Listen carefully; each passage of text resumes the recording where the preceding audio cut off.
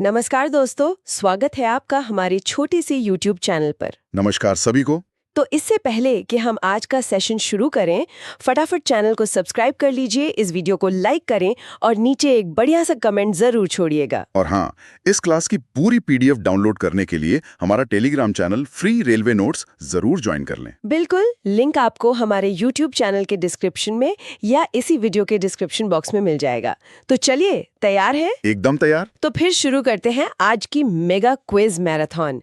आज हम हल करेंगे 2 मई 2025 को हुए रेलवे ALP CBT 2 परीक्षा के इलेक्ट्रिशियन ट्रेड के पूरे 75 महत्वपूर्ण प्रश्न। चलिए देखते हैं पहला सवाल। Question number 1।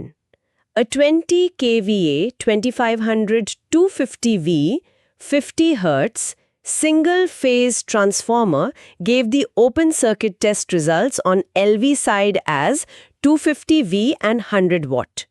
Then the core loss current will be। मतलब एक सिंगल फेज ट्रांसफॉर्मर का ओपन सर्किट टेस्ट किया तो 250V और 100 वॉट की रीडिंग मिली।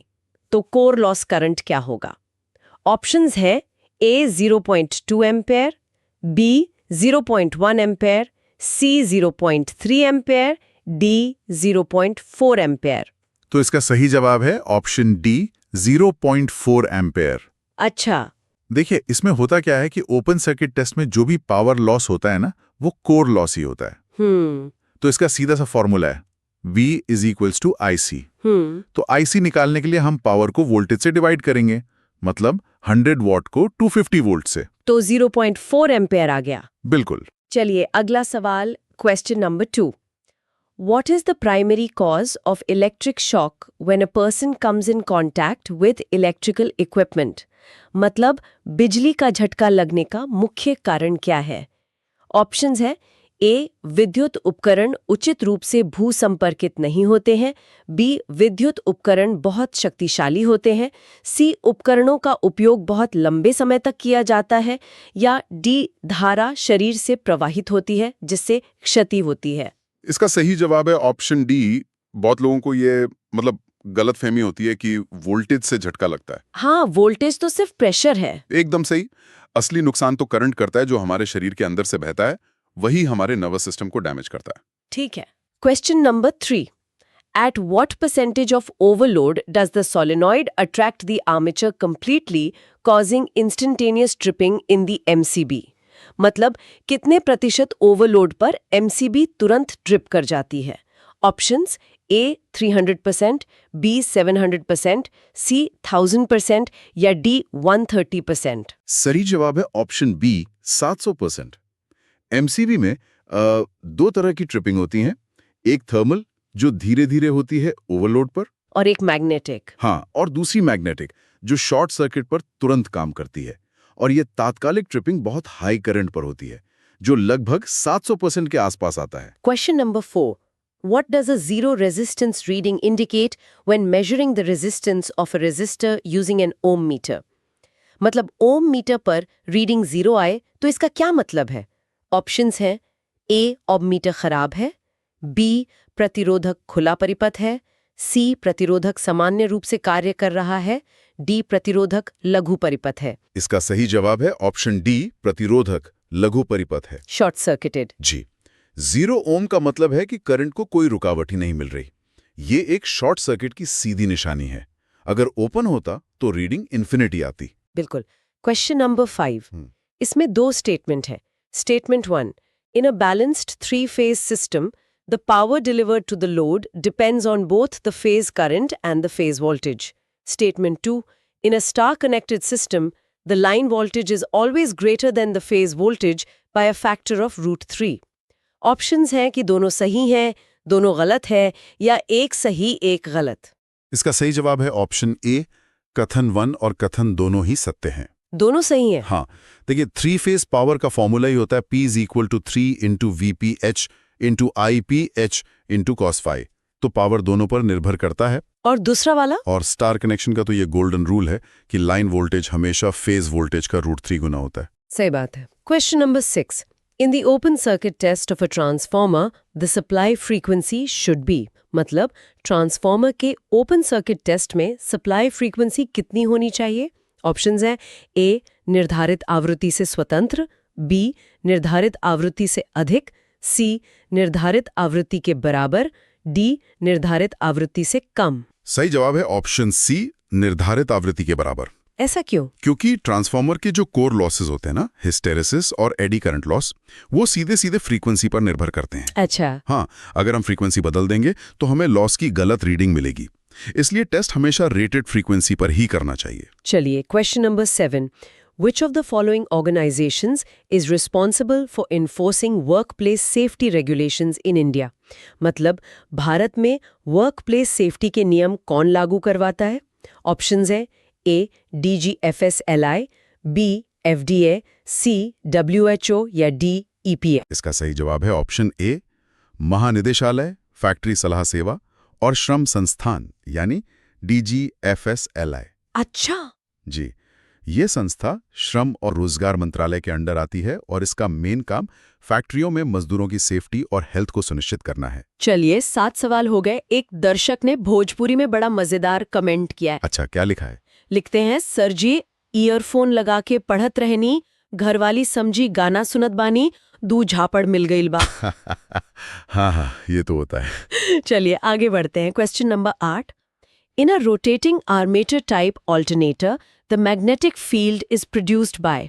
मतलब रोटेटिंग आर्मेचर टाइप ऑल्टरनेटर में मैग्नेटिक फील्ड कैसे बनता है? ऑप्शंस ए दिक् परिवर्तक द्वारा, बी स्टेटर पर रखे डीसी वैद्युत चुंबकों द्वारा, सी रोटर पर सर्पी वलयों द्वारा या डी सर्पी वलयों और ब्रशों द्वारा। इसका सही जवाब है ऑप्शन बी, स्टेटर पर रखे डीसी वैद्युत चुंबकों द्वारा। ये तो नाम से ही साफ है ना? बिल्कुल। जब आर्मेचर घूम रहा है तो मैग्नेटिक फील्ड को स्थिर रहना होगा और वो स्टेटर पर डीसी इलेक्ट्रोमैग्नेट लगाकर बनाया जाता है। ठीक है। Question number 9।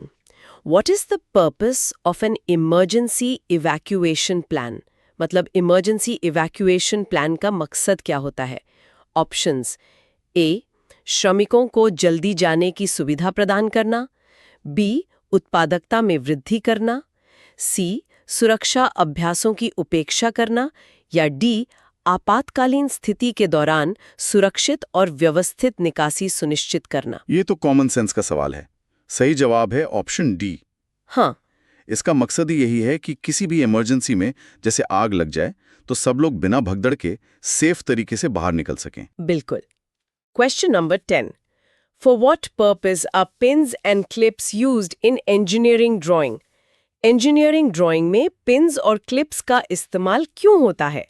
ऑप्शंस है ए ड्राइंग पेपर को सपोर्ट देना, बी रेखाएं खींचना, सी विमाओं को स्थानांतरित करना या डी ड्राइंग शीट को ड्राइंग बोर्ड पर मजबूती से स्थिर रखना। सही जवाब है ऑप्शन डी, ड्राइंग शीट को ड्राइंग बोर्ड पर मजबूती से स्थिर रखना ताकि वो हिले डुले नहीं। हाँ, अगर शीट हिल गई तो सब गड़बड़। एकदम। एक्यूरेट ड्राइंग के लिए सबसे जरूरी है कि आपकी शीट एकदम स्थिर रहे। जरा भी हिली तो सारी लाइंस और डायमेंशंस गलत हो जाएंगी। दोस्तों, 10 सवाल पूरे हो गए हैं। अगर आपको ये क्लास पसंद आ रही है तो वीडियो को लाइक, कमेंट और अपने दोस्तों के साथ शेयर करना ना भूलें। और ऐसी ही और क्लासेस के लिए चैनल को सब्सक्राइब जरूर करें। चलिए, क्वेश्चन नंबर 11। ये थोड़ा लंबा है। Arrange the following steps in the correct order to construct an equilateral triangle of side 35 mm each. मतलब 35 मिलीमीटर भुजा वाला एक समबाहु त्रिभुज बनाने के लिए इन स्टेप्स को सही क्रम में लगाना है। ऑप्शंस है ए बी सी डी, जिसमें स्टेप्स 1 2 3 4 को अलग अलग क्रम में रखा गया है। इसका सही जवाब है ऑप्शन डी, 2 3 1 4। अच्छा, तो सबसे पहले आप 35 मिलीमीटर की बेसलाइन ए बी खींचेंगे, ये स्टेप 2 है। फिर कंपास को 35 mm खोलकर ए और बी से आर्क बनाएंगे जो सी पर कटेंगे, ये स्टेप 3 है। और फिर सबको मिला देंगे। जी, आखिर में ए को सी से और बी को सी से मिलाएंगे, स्टेप 1, और आपका त्रिभुज तैयार है, step 4। Moved during the conduction of a triac. मतलब अगर एक ट्रायैक ऑन है और उसका गेट करंट हटा दें तो क्या होगा? ऑप्शंस ए ट्रायैक लघु परिपथ की भांति व्यवहार करेगा, बी ट्रायैक तब तक चालन करता रहेगा जब तक धारा धारक धारा से नीचे नहीं आ जाती, सी कोई असर नहीं होगा, डी ट्रायैक चालन बंद कर देगा। इसका सही जवाब है ऑप्शन बी। ट्रायक और एससीआर दोनों को लैचिंग डिवाइस कहते हैं। लैचिंग मतलब एक बार गेट सिग्नल ने उसे ऑन कर दिया तो बस गेट का काम खत्म। अब वो तब तक ऑन रहेगा जब तक मेन करंट खुद बहुत कम यानी होल्डिंग करंट से नीचे न चला जाए। अच्छा, समझ गई। Question number 13, what is the main purpose of the continuity test in a DC generator? DC generator में कॉन्टिन्यूटी टेस्ट का मुख्य उद्देश्य क्या है?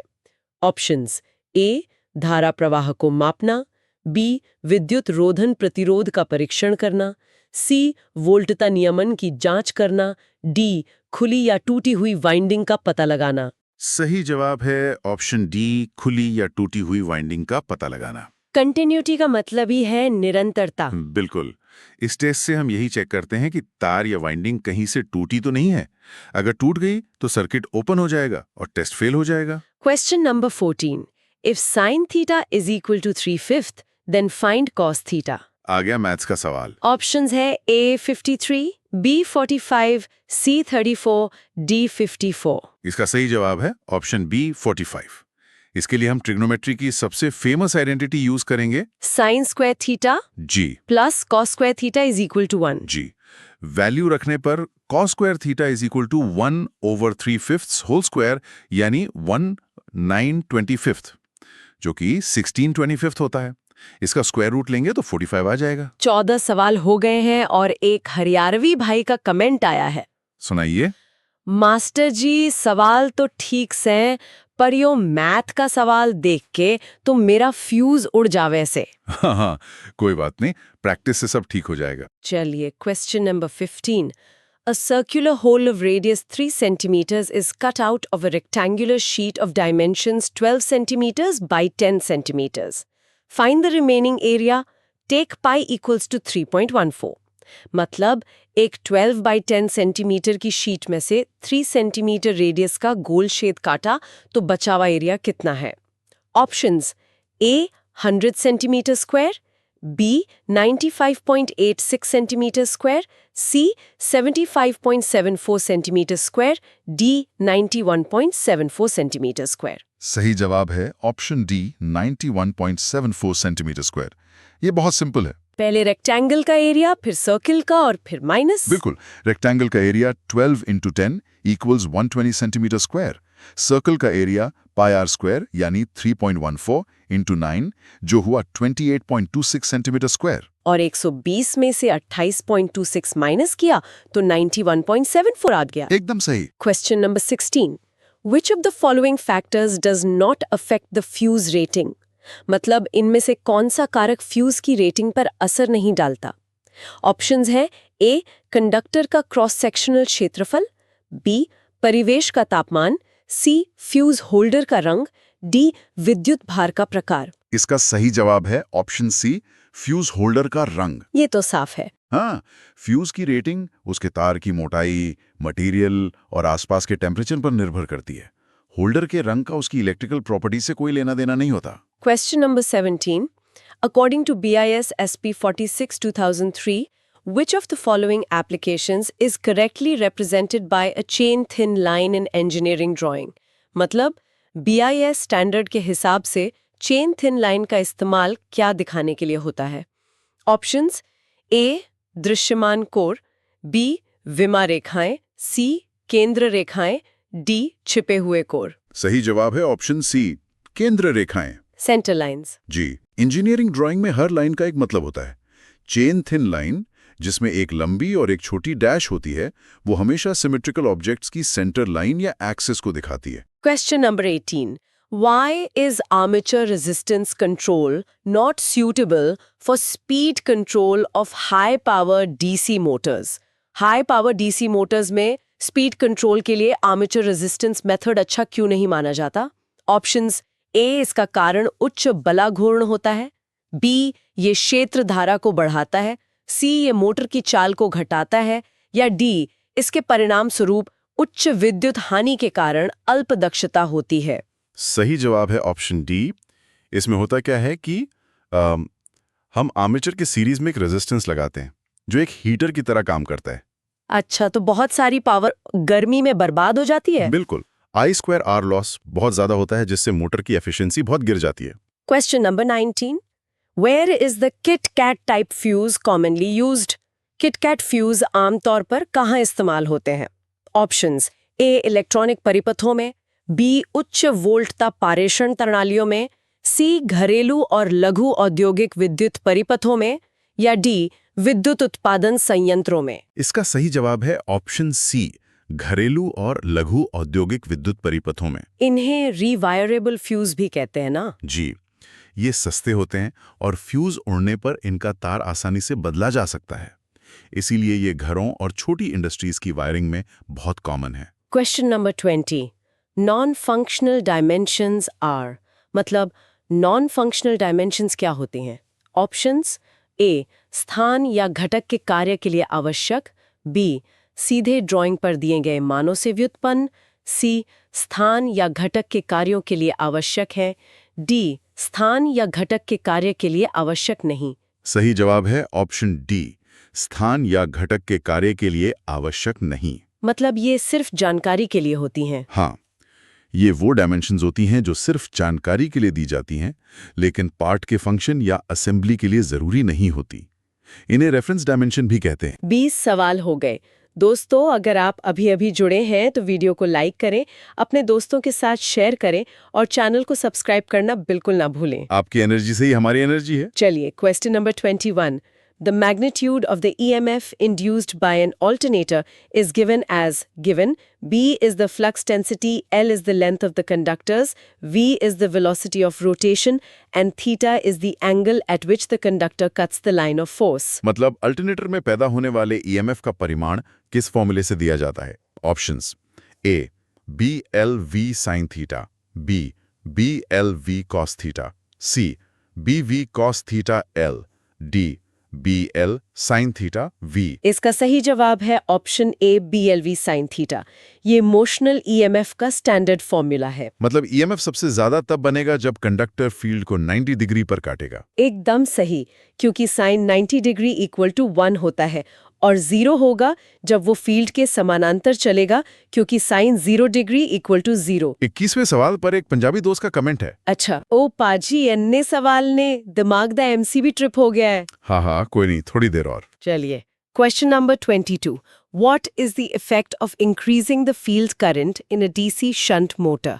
मतलब DC shunt मोटर में फील्ड करंट बढ़ाने से क्या होता है? ऑप्शंस: ए. मोटर की चाल बढ़ जाती है, बी. मोटर तुरंत बंद हो जाती है, सी. बल आघूर्ण कम हो जाता है, डी. मोटर की चाल कम हो जाती है। सही जवाब है ऑप्शन डी, मोटर की चाल कम हो जाती है। ये थोड़ा उल्टा लगता है। हाँ, लेकिन डीसी मोटर की स्पीड यानी एन फील्ड फ्लक्स यानी फाई के इनवर्सली प्रोपोर्शनल होती है। N proportional 1/5। जी, जब हम फील्ड करंट बढ़ाते हैं तो फील्ड का फ्लक्स स्ट्रांग हो जाता है, जिससे मोटर की स्पीड कम हो जाती है। Question number 23.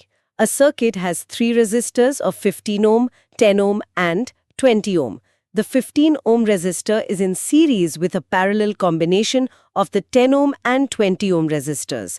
If a 24-volt battery is applied to the circuit, find the total current flowing from the circuit. एक और न्यूमेरिकल। Options है A 2.1A, B 3.1A, C 0.1A, D 1.1A. इसका सही जवाब है ऑप्शन डी, 1.1A। इसे कैसे करेंगे? पहले 10 और 20 ओम का पैरेलल इक्विवेलेंट निकालेंगे, जो होता है n × 20, 10 + 20 यानी 6.67 ओम। ठीक है। अब ये 15 ओम के साथ सीरीज में है, तो टोटल रेजिस्टेंस हुआ 15 + 6.67 = 21.67 ओम। अब ओहम के नियम से I = VR यानी 24 21.67, जो लगभग 1.1A आता है। ठीक है। Question number 24. Which of the following types of pliers is used for shaping loops in wires and forming curves in light metal strips? तारों में लूप बनाने या हल्की मेटल स्ट्रिप्स को मोड़ने के लिए कौन सा प्लायर इस्तेमाल होता है? Options: A. अंतकर्तन plier, B.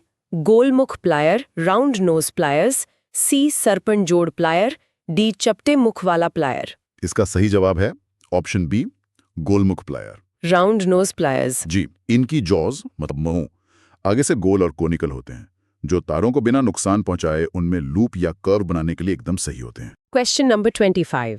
When using a multimeter to measure current, which of the following options is correct? मतलब मल्टीमीटर से करंट नापते समय उसे सर्किट में कैसे जोड़ा जाता है? ऑप्शंस: ए, केवल प्रतिरोधी घटकों के बीच, बी, लोड के साथ समांतर क्रम में, सी, सीधे विद्युत स्रोत से, डी, लोड के साथ श्रेणी क्रम में। इसका सही जवाब है ऑप्शन डी, लोड के साथ श्रेणी क्रम में जोड़ा जाता है। ये हमेशा याद रखना चाहिए। बिल्कुल। वोल्टेज अक्रॉस यानी समांतर में नापा जाता है और करंट थ्रू यानी श्रेणी में। करंट को मापने के लिए उसे इंस्ट्रूमेंट के अंदर से गुजारना पड़ता है, इसलिए अमीटर हमेशा सीरीज में लगता है। Question number 26. Where is a ceramic capacitor commonly used? Ceramic capacitor का सामान्य उपयोग कहाँ किया जाता है? ऑप्शंस: ए, टीवी सर्किट, बी, उच्च शक्ति वाली मोटरें, सी, ट्रांसफार्मर, डी, मोबाइल फोन। इसका सही जवाब है ऑप्शन ए, टीवी सर्किट। ऐसा क्यों? क्योंकि सिरेमिक कैपेसिटर्स हाई फ्रीक्वेंसी पर बहुत अच्छा काम करते हैं और सस्ते भी होते हैं, इसलिए ये टीवी, रेडियो और दूसरे इलेक्ट्रॉनिक सर्किट्स में बड़े पैमाने पर इस्तेमाल होते हैं। Question number 27. If two inductors are connected in series with mutual inductance M, adding, then the equivalent inductance will be, मतलब अगर दो इंडक्टर्स L1 और L2 सीरीज में एडिंग तरीके से जुड़े हैं तो टोटल इंडक्टेंस क्या होगा? ऑप्शंस है: ए, LEQ equals L1 plus L2 to M, B, LEQ equals L1 plus L2, L1 L2, C, LEQ equals L1 plus L2 to D, LEQ equals L1 plus L2 plus 2M। सही जवाब है option D, LEQ equals L1 plus L2 plus 2M। ये series adding वाला case है। जी, जब दो coil series में इस तरह जुड़ी हों कि उनका मैग्नेटिक फ्लक्स एक दूसरे को सपोर्ट करें, तो टोटल इंडक्टेंस उनके अपने इंडक्टेंस और म्यूचुअल इंडक्टेंस के 2 गुने के जोड़ के बराबर होता है। और अगर अपोजिंग होता तो -2M हो जाता। ठीक है। Question number 28. When a fuse element carries twice its rated current, how much time does it take to melt? मतलब अगर फ्यूज में उसकी रेटिंग से 2 गुना करंट बहे तो उसे पिघलने में कितना समय लगेगा? ऑप्शंस हैं: ए, 2 मिनट, बी, 30 सेकंड, सी, 1 मिनट, डी, 5 मिनट। इसका सही जवाब है ऑप्शन ए, 2 मिनट। वैसे ये फ्यूज की कैरेक्टरिस्टिक पर निर्भर करता है, लेकिन एक जनरल रूल के तौर पर स्टैंडर्ड रिवायरेबल फ्यूज को 2 गुनी करंट पर पिघलने में लगभग 1 से 2 मिनट का समय लगता है। अच्छा, एक दर्शक का बड़ा ही मजेदार कमेंट है। हाँ। गुरुजी, पढ़ाई करते करते चाय इतनी पीली है कि अब खून में ग्रुप टी पॉजिटिव हो गया है। हाँ, बहुत बढ़िया। चलिए, question number 29. A 3-phase AC circuit is connected to a star-connected balanced load of 100 ohm. If the phase voltage of each phase is 200 V, then the current in each phase will be. Options: A, 2A, B, 4A, C, 0.5A या D, 1A। इसका सही जवाब है option A, 2A। ये तो सीधा ओम का नियम है। बिल्कुल। स्टार कनेक्शन में फेज करंट निकालने के लिए फेज वोल्टेज को फेज इंपेडेंस से डिवाइड करते हैं। तो I phase is equals to 200 V, 100 ohmic is equals to 2A। Question number 30. What is the primary use of a unijunction transistor, UJT, in electronic circuits? Electronic परिपथों में UJT का मुख्य उपयोग क्या है? ऑप्शंस है: ए, SCRs और ट्रिएक्स का ट्रिगरिंग, बी, संकेतों का प्रवर्धन, सी, वोल्टता विनियमन, डी, आवृत्ति मॉड्यूलन। सही जवाब है ऑप्शन ए, SCRs और ट्राइक्स का ट्रिगरिंग। UJT एक बहुत ही खास डिवाइस है। किस तरह से? इसमें नेगेटिव रेजिस्टेंस की प्रॉपर्टी होती है। इस वजह से ये एक बेहतरीन रिलैक्सेशन ऑसिलेटर बनता है, जिसका इस्तेमाल SCR और ट्राइक जैसे डिवाइसेस को ऑन करने के लिए टाइमिंग पल्स जनरेट करने में किया जाता है। दोस्तों, हम लगभग आधे रास्ते पर हैं। 30 सवाल पूरे। अगर आपको सेशन में मजा आ रहा है तो लाइक बटन जरूर दबाएं और चैनल को सब्सक्राइब कर लें। बिल्कुल, ताकि आप कोई भी क्लास मिस न करें।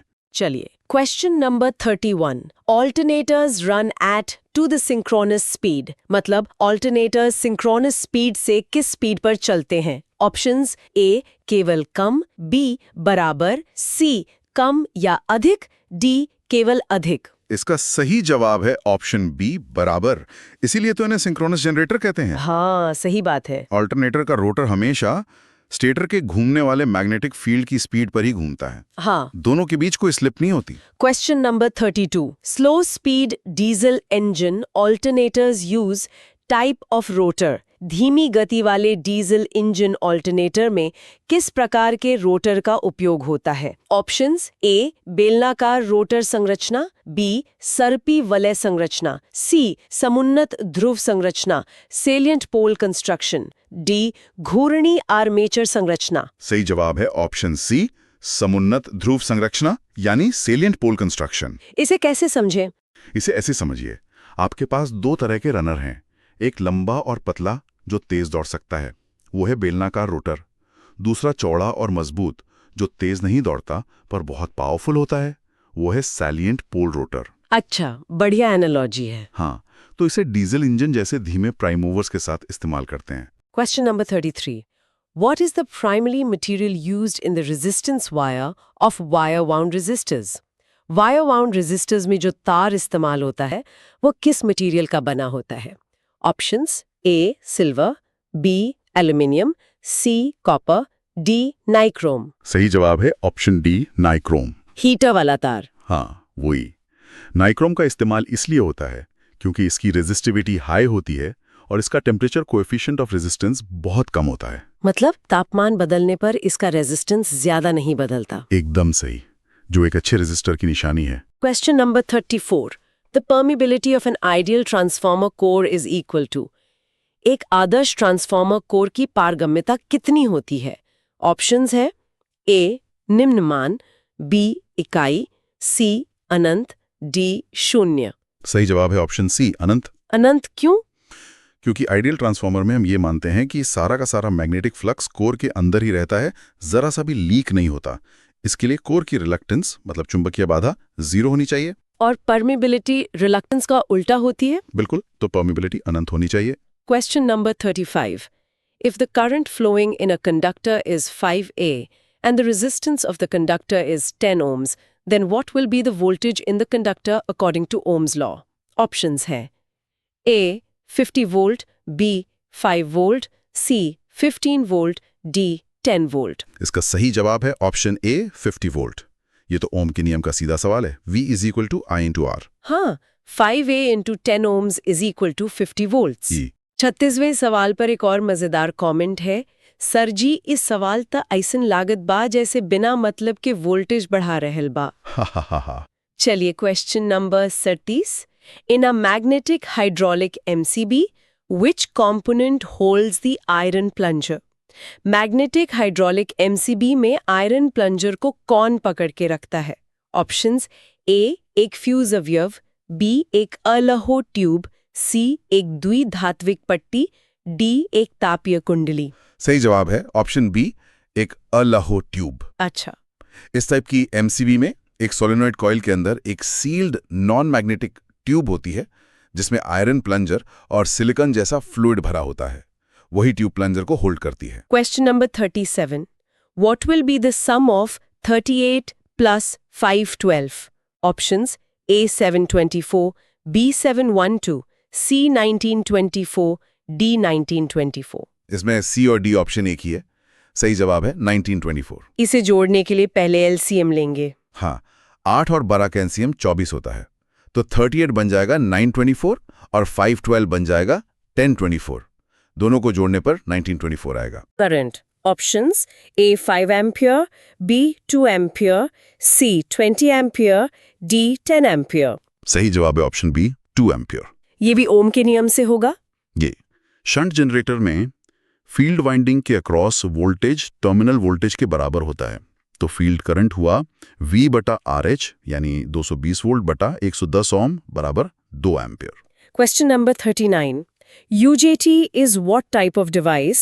मतलब UJT किस प्रकार की युक्ति है? ऑप्शंस: ए धातु ऑक्साइड अर्धचालक युक्ति, बी एक ध्रुवी संधि युक्ति, सी द्विध्रुवी संधि युक्ति, डी प्रकाशिक युक्ति। इसका सही जवाब है ऑप्शन बी, एक ध्रुवीय संधि युक्ति यानी यूनिपोलर जंक्शन डिवाइस।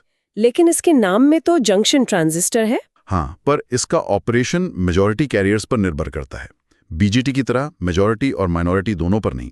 इसलिए इसे यूनिपोलर कहते हैं। Question number 40. Air core inductors are commonly used in circuits operating at air core inductors का उपयोग आमतौर पर किस तरह के परिपथों में किया जाता है? ऑप्शंस है ए 50 हर्ट्ज से कम आवृत्तियों पर, बी 1 मेगाहर्ट्ज से लेकर कई 100 मेगाहर्ट्ज तक की उच्च आवृत्तियों पर, सी श्रव्य आवृत्ति परास पर, डी डीसी विद्युत आपूर्ति परिपथ पर। इसका सही जवाब है ऑप्शन बी 1 मेगाहर्ट्ज से लेकर कई 100 मेगाहर्ट्ज तक की उच्च आवृत्तियों पर। मतलब आरएफ सर्किट्स में। बिल्कुल। एयर कोर इंडक्टर्स में आयरन कोर नहीं होता, जिससे कोर लॉसेस खत्म हो जाते हैं, जो हाई फ्रीक्वेंसी पर बहुत ज्यादा होते हैं। इसीलिए इन्हें रेडियो फ्रीक्वेंसी सर्किट्स में इस्तेमाल करते हैं। 40 सवाल पूरे। बहुत बढ़िया। जिन्होंने अभी तक लाइक और सब्सक्राइब नहीं किया है, जल्दी से कर दीजिए। आपका सपोर्ट ही हमारी असली एनर्जी है। चलिए, question number 41. In a three-phase balanced system, if the load is purely resistive, the line current is, मतलब एक balanced three-phase system में अगर लोड पूरी तरह रेजिस्टिव है तो लाइन करंट का लाइन वोल्टेज से क्या फेज रिलेशन होगा? ऑप्शंस है ए 90 डिग्री अग्रगामी, बी 90 डिग्री पश्चगामी, सी लाइन वोल्टेज के साथ फेज में, डी असंबंधित। इसका सही जवाब है ऑप्शन सी, लाइन वोल्टेज के साथ फेज में होती है। प्योरली रेजिस्टिव लोड में तो वोल्टेज और करंट हमेशा साथ चलते हैं। एकदम सही, कोई फेज डिफरेंस नहीं होता, पावर फैक्टर यूनिटी होता है। Question number 42. What is the unit of specific gravity?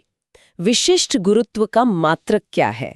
Options है ए GCM क्यूब, बी कोई मात्रक नहीं है, सी MS², डी KGM क्यूब। सही जवाब है ऑप्शन बी, कोई मात्रक नहीं है, ये विमाहीन है। ऐसा क्यों? क्योंकि स्पेसिफिक ग्रेविटी एक रेशियो है, ये किसी पदार्थ के घनत्व और पानी के घनत्व का अनुपात होता है। अच्छा, तो यूनिट्स कट जाती हैं। बिल्कुल। एक और दर्शक का हरियाणवी में कमेंट आया है, अच्छा। मास्टर जी इस सवाल का तो कोई मात्रक ही ना, मेरी जिंदगी की तरह। क्या बात है। चलिए, question number 43. Which of the following hand-operated drilling machines is used for drilling small diameter holes up to 6 mm? 6 mm तक के छोटे छेद करने के लिए कौन सी हैंड ड्रिलिंग मशीन उपयोग की जाती है? Options A electric hand drill, B breast drilling machine, C bevel gear type drilling machine, D ratchet drilling machine. इसका सही जवाब है option C, bevel gear type drilling machine. इसे हैंड ड्रिल भी कहते हैं। जी, इसमें एक बेवल गियर मैकेनिज्म होता है जो हैंडल के रोटेशन को ड्रिल बिट के हाई स्पीड रोटेशन में बदल देता है। ये छोटे और सटीक छेद के लिए अच्छी होती है। Question number 44. What should be primarily considered when choosing the sheet size for an original drawing? Drawing के लिए शीट का साइज चुनते समय सबसे जरूरी क्या देखना चाहिए? ऑप्शंस है ए ड्राइंग का अभिविन्यास, बी ड्राइंग ऑफिस का मानक आकार, सी आवश्यक स्पष्टता और रेजोल्यूशन, डी पुनरुत्पादन का आकार। सही जवाब है ऑप्शन सी, आवश्यक स्पष्टता और रेजोल्यूशन। मतलब सब कुछ साफ साफ दिखना चाहिए। बिल्कुल, शीट इतनी बड़ी होनी चाहिए कि ऑब्जेक्ट को सभी डिटेल्स और डायमेंशंस के साथ साफ साफ दिखाया जा सके, बिना किसी कंफ्यूजन के। Question number 45. In a balanced star-connected system, the neutral point is. एक balanced star-connected system में neutral point पर क्या होता है? ऑप्शंस ए सभी फेजों के सापेक्ष शून्य विभव पर होता है, बी किसी भी फेज के बराबर वोल्टेज पर होता है, सी उच्च नियत वोल्टेज पर होता है, डी संतुलित लोडिंग में भी धारा वहन करता है। सही जवाब है ऑप्शन ए, सभी फेजों के सापेक्ष शून्य विभव पर होता है। बैलेंस्ड कंडीशन में इस कंडीशन में तीनों फेज करंट्स का वेक्टर सम 0 होता है, इसलिए किरचॉफ के करंट लॉ के अनुसार न्यूट्रल वायर में कोई करंट फ्लो नहीं करता और न्यूट्रल पॉइंट 0 पोटेंशियल पर होता है। Question number 46. What type of components are used for tapping in a ring main system? Ring main system में सप्लाई लेने के लिए क्या उपयोग होता है? ऑप्शंस ए संधारित्रों के माध्यम से, बी सीधे मुख्य आपूर्ति से, सी ट्रांसफार्मर का उपयोग करके, डी, फ्यूज और नियंत्रण स्विचों के माध्यम से। सही जवाब है ऑप्शन डी, फ्यूज और नियंत्रण स्विचों के माध्यम से। इससे फायदा क्या होता है? इससे अगर एक अप्लायंस में फॉल्ट आए तो पूरा सर्किट बंद नहीं होता, सिर्फ वही सॉकेट बंद होता है, क्योंकि हर सॉकेट आउटलेट को अलग अलग एक फ्यूज या एमसीबी से प्रोटेक्ट किया जाता है। Question number 47.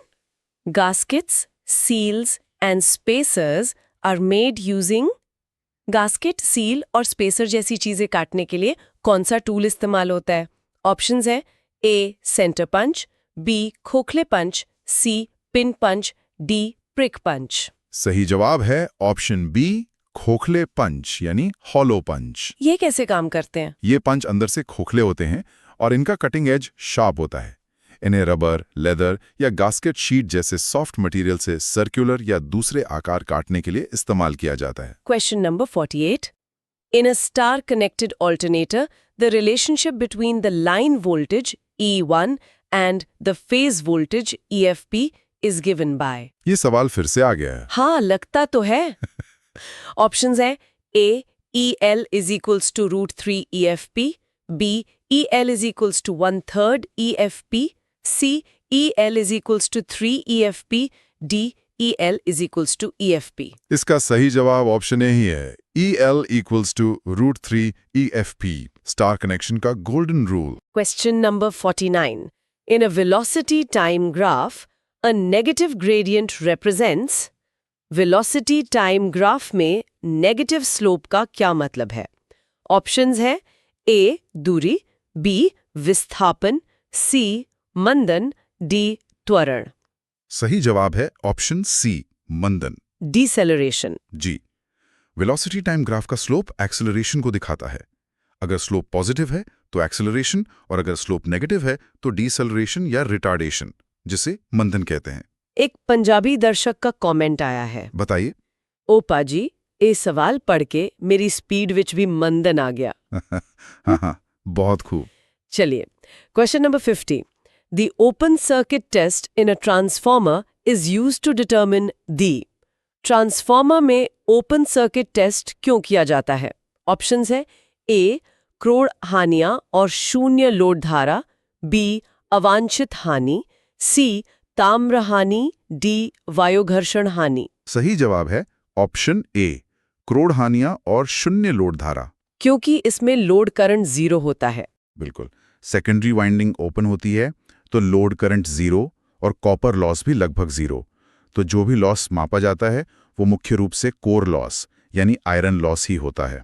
50 सवाल पूरे, बहुत बढ़िया। जिन्होंने अभी तक सेशन को शेयर नहीं किया है, अपने स्टडी ग्रुप्स में जरूर शेयर करें। ज्ञान बांटने से बढ़ता है। चलिए आगे बढ़ते हैं। Question number 51. What is the benefit of giving heat treatment to a material? किसी पदार्थ को ऊष्मा उपचार देने का क्या लाभ है? ऑप्शंस ए, तीक्ष्ण किनारों वाले सर्जिकल चाकू बनाने के लिए, बी, पदार्थ के गलनांक को कम करने के लिए, सी, पदार्थ का वजन बढ़ाने के लिए, डी, इसे एक तत्व से दूसरे तत्व में बदलने के लिए। सही जवाब है ऑप्शन ए, तीक्ष्ण किनारों वाले सर्जिकल चाकू बनाने के लिए। मतलब हम उसकी प्रॉपर्टीज बदल सकते हैं। हाँ, हीट ट्रीटमेंट से हम मटेरियल की मैकेनिकल प्रॉपर्टीज जैसे हार्डनेस, टफनेस और स्ट्रेंथ को अपनी जरूरत के हिसाब से बदलते हैं। चाकू बनाने के लिए स्टील को हार्ड किया जाता है। Question number 52. Which of the following files is used for filing narrow grooves and angles above 10 degrees? संकीर्ण खांचे और 10 डिग्री से अधिक के कोण को रेतन करने के लिए कौन सी रेती उपयोग की जाती है? ऑप्शंस हैं ए, अर्धगोल रेती, बी, त्रिकोण रेती, सी, चौरस रेती, डी, क्षूरधार रेती। सही जवाब है ऑप्शन डी, क्षूरधार रेती यानी नाइफ एज फाइल। इसके नाम से ही पता चल रहा है। जी, इस फाइल का क्रॉस सेक्शन चाकू की धार जैसा होता है, जो इसे बहुत ही तंग जगहों और शार्प कॉर्नर्स में फाइलिंग के लिए परफेक्ट बनाता है। Question number 53. If the no-load secondary voltage is 250 V and the full load secondary voltage is 200 V, calculate the voltage regulation in percentage of the transformer. Options A25, B50, C100, D20. सही जवाब है option A, 25%। इसका formula क्या है? Voltage regulation का formula है V no load, V full load, V full load into 100। तो 250 200 जो कि 50 हुआ, उसे 200 से डिवाइड करके 100 से मल्टीप्लाई कर देंगे। Measuring instruments is used to test the earth resistance of an earthing system. Earthing का resistance test करने के लिए क्या इस्तेमाल होता है? Options: A. Multimeter, B. Megger, C. दोलनदर्शी, D. clamp meter. सही जवाब है ऑप्शन बी, मेगा। लेकिन मेगर तो इंसुलेशन रेजिस्टेंस के लिए होता है ना? हाँ, लेकिन अर्थ टेस्टर मेगा एक खास तरह का मेगा होता है, जिसे विशेष रूप से अर्थ इलेक्ट्रोड के रेजिस्टेंस को मापने के लिए डिजाइन किया गया है। Question number 55. In a lead-acid battery, what is the chemical composition of the material used for the positive plate during discharge? Lead-acid battery के discharging के समय positive plate किस material की होती है? Options: A. Lead dioxide, B. Lead, C. Lead sulfate, D. Sulfuric अम्ल। इसका सही जवाब है option A, lead dioxide, PbO2। ये थोड़ा कंफ्यूजिंग है। देखिए, फुली चार्ज्ड कंडीशन में पॉजिटिव प्लेट लेड डाइऑक्साइड की होती है। डिस्चार्जिंग के दौरान वो लेड सल्फेट में बदलती है।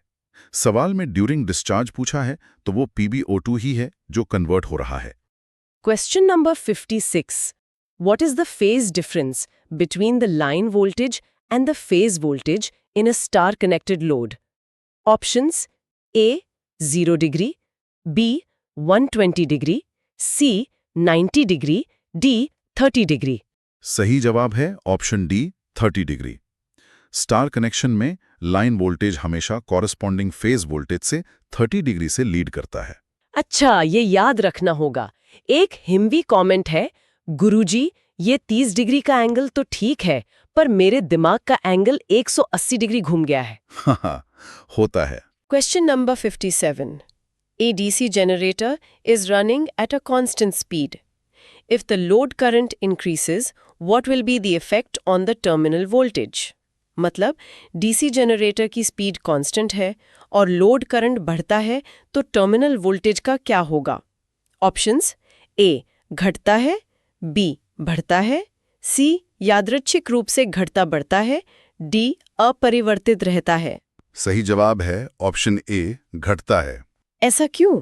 जब लोड करंट बढ़ता है तो आर्मेचर वोल्टेज ड्रॉप यानी IRA भी बढ़ता है, और क्योंकि टर्मिनल वोल्टेज V = EIRA होता है तो IRA के बढ़ने से V घट जाता है। Question number 58. Which part of the file is fitted on the tank to hold the file?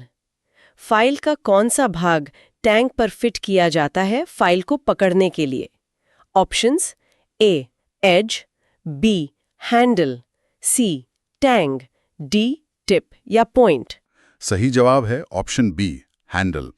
Tang वो नुकीला हिस्सा होता है जी, जो हैंडल के अंदर फिट होता है।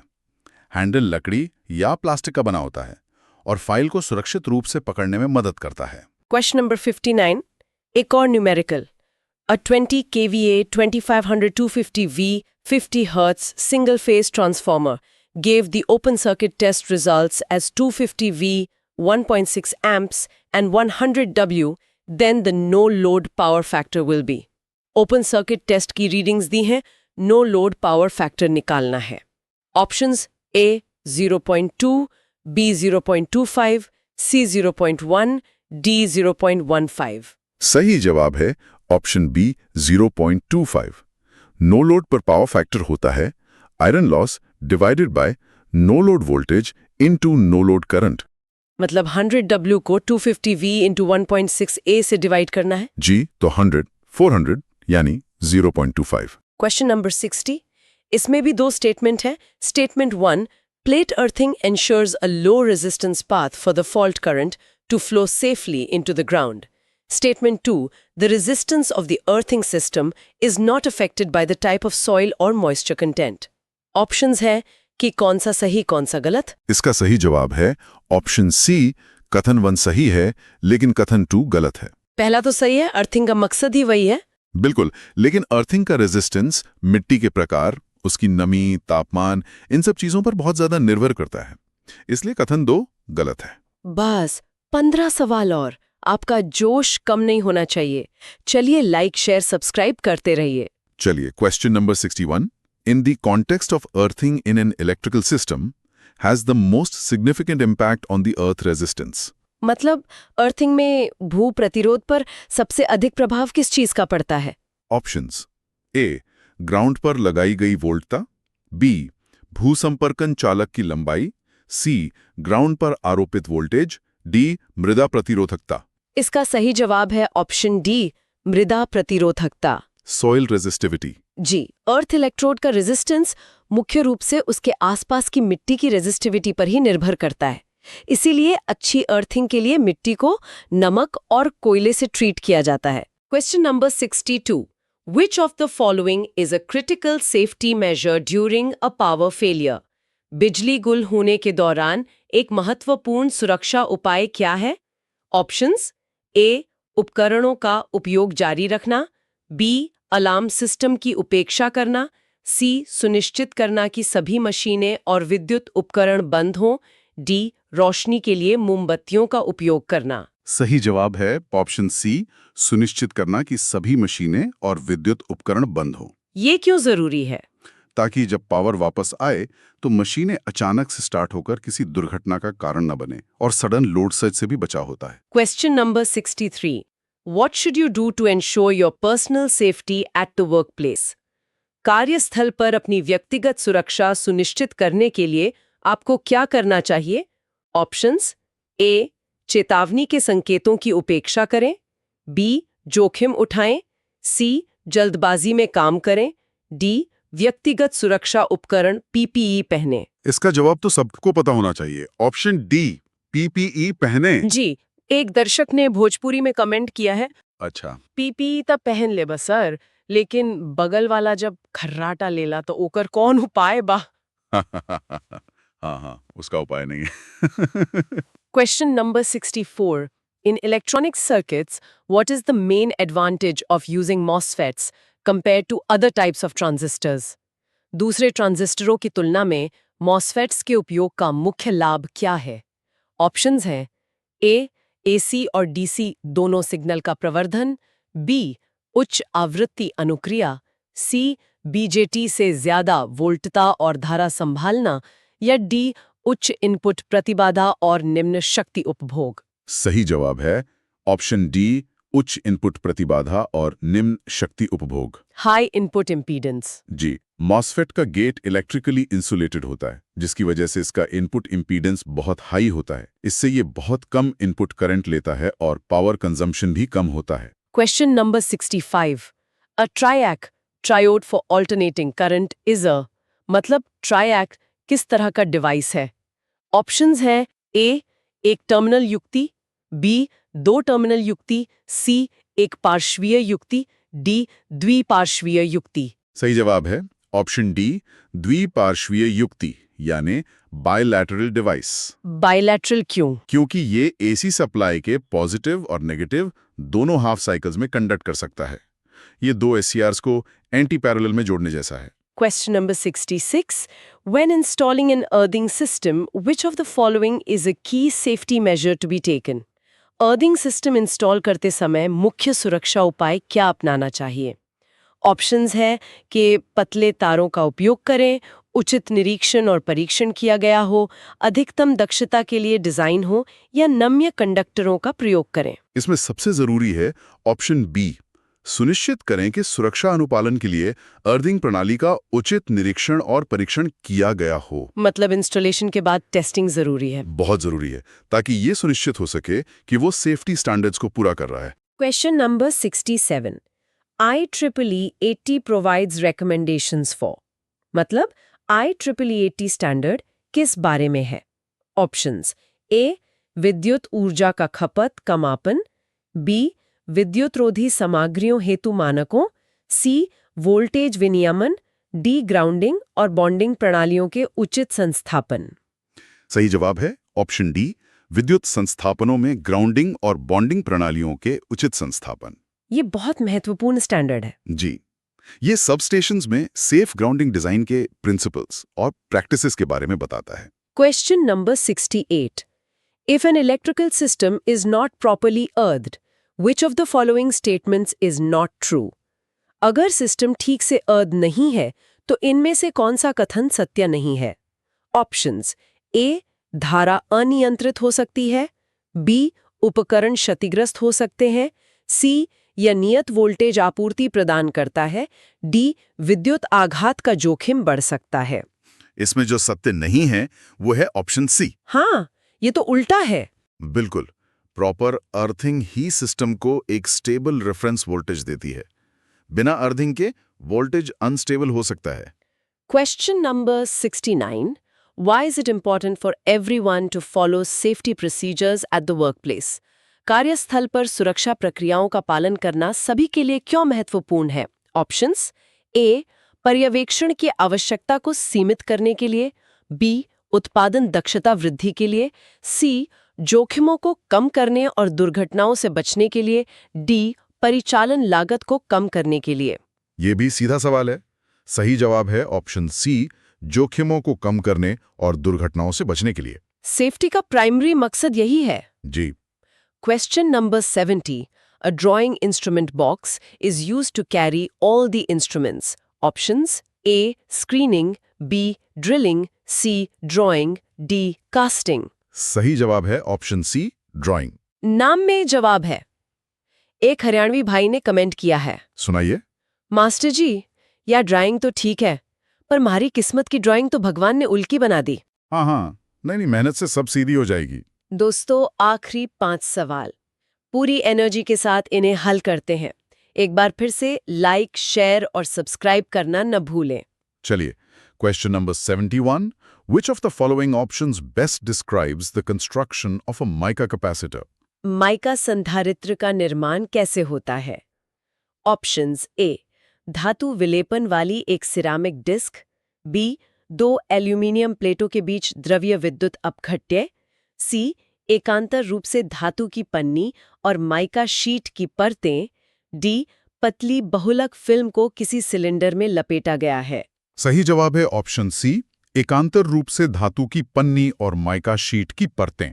मतलब सैंडविच की तरह। बिल्कुल, इसमें माइका की पतली शीट्स को डाइइलेक्ट्रिक के तौर पर और मेटल फॉइल्स को प्लेट्स के तौर पर इस्तेमाल करके एक के ऊपर एक लेयर्स बनाई जाती हैं। Question number 72. Which of the following vices has a handle and a small collet chuck at one end? किस वाइस में एक छोर पर हैंडल और दूसरे छोर पर छोटा कॉलेट चक होता है? ऑप्शंस: ए टूल मेकर का vice, B pin vice, C pipe vice, D hand vice. सही जवाब है ऑप्शन बी, पिन वाइस। ये क्या काम आता है? पिन वाइस एक छोटा हाथ में पकड़ने वाला टूल होता है जिसमें बहुत पतली चीजों जैसे ड्रिल बिट्स, पिन्स या तारों को पकड़ने के लिए कॉलेट चक होता है। Question number 73. What happens when a strong magnet is placed near a weak magnet? जब एक प्रबल चुंबक को एक दुर्बल चुंबक के पास रखा जाता है तो क्या होता है? ऑप्शंस: ए प्रबल चुंबक अपना चुंबकत्व खो देगा, बी दुर्बल चुंबक प्रबल चुंबक को प्रतिकर्षित करेगा, सी दुर्बल चुंबक गायब हो जाएगा, डी प्रबल चुंबक दुर्बल चुंबक में चुंबकत्व प्रेरण करेगा। सही जवाब है ऑप्शन डी, प्रबल चुंबक दुर्बल चुंबक में चुंबकत्व प्रेरण करेगा। Magnetic induction. जी। स्ट्रॉन्ग मैग्नेट का powerful magnetic field weak magnet के डोमेन्स को और ज्यादा अलाइन कर सकता है, जिससे वीक मैग्नेट का मैग्नेटिज्म अस्थायी रूप से बढ़ सकता है। Question number 74. What is the characteristic of an SCR? SCR की इनमें से क्या विशेषता है? ऑप्शंस: ए इसमें कोई गेट टर्मिनल नहीं है, बी यह 4 परत 3 संधि वाली युक्ति है, सी यह 2 टर्मिनल वाली युक्ति है, डी यह धारा के प्रवाह को नियंत्रित नहीं कर सकता। सही जवाब है ऑप्शन बी, यह 4 परत 3 संधि वाली युक्ति है। पीएन। बिल्कुल, SCR यानी सिलिकॉन कंट्रोल्ड रेक्टिफायर का स्ट्रक्चर पीएन होता है, जिसमें 4 लेयर्स और 3 जंक्शंस होते हैं। और अब आज का आखिरी सवाल, question number 75. What is the basic working principle of a DC generator? DC generator का मूल कार्य सिद्धांत क्या है?